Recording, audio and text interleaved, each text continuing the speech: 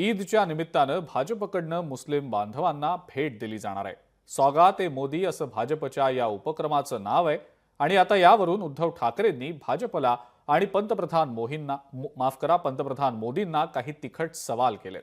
तर त्यावरनं आशिष शेलार यांनी उद्धव ठाकरेंना खडे बोल सुनावले। पाहुयात ही जुगलबंदी नेमकी रंगली कशी।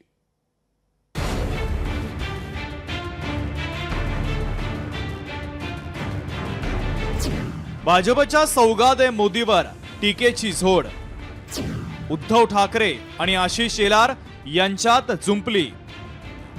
भाजपला सौगात ए मोदी बिहारमध्ये पावणार।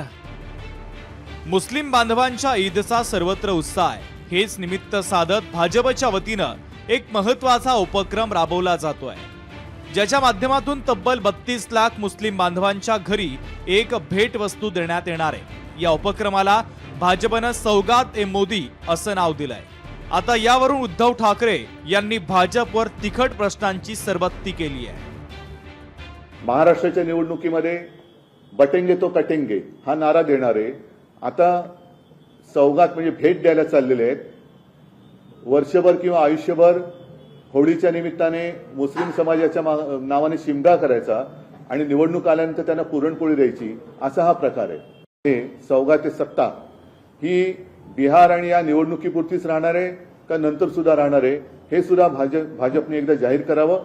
1-2 वेळा बोललेलो आहे की तुम्ही आमच्यावरती हिंदुत्व सोडल्याचा जो आरोप करता, तर तो आरोप करण्यापूर्वी तुम्ही तुमच्या झेंड्यावरचा हिरवा रंग काढा। आता त्यांचं हे ढोंग उघडं पडलेलं आहे आणि हिरवा रंग तर ते काढतच नाहीये। उद्धव ठाकरेंनी भाजपच्या सौगात ए मोदी उपक्रमावर टीका केल्यानंतर लगेचच भाजपचे नेते आशिष शेलार यांनी उद्धव ठाकरे यांना प्रत्युत्तर दिलंय। हा कार्यक्रम म्हणजे मतांचं लांगुल चालन नव्हे, हा कार्यक्रम म्हणजे सबका साथ सबका विकास आहे। हा कार्यक्रम म्हणजे सबका साथ सबका विश्वास आहे। या कार्यक्रमामध्ये लांगुल चालनासाठी शहाबानोसारखी केस बदललेली नाही। उद्धवजी, तुमच्यासारखं मतं मिळवण्यासाठी त्या ठिकाणी अजान स्पर्धा आम्ही घेतलेली नाही।